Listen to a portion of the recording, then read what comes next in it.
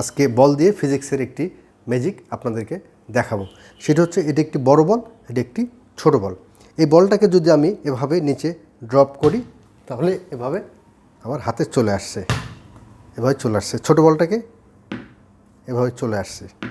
এখন যদি আমি এই বড় বলটির উপরে ছোট বলটিকে দিয়ে আমি যদি নিচে ড্রপ করি তাহলে কি হবে একটু দেখি।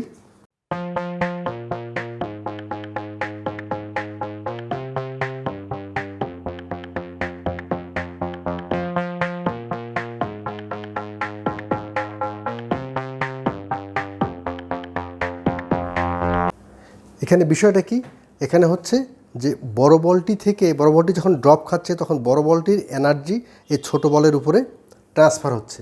ছোট বলের উপর ট্রান্সফার হলে তখন হচ্ছে কি যে ছোট বলটা অতি দ্রুত চলে যাচ্ছে, যেটাকে বলা হচ্ছে লস কনজারভেশন অফ এনার্জি।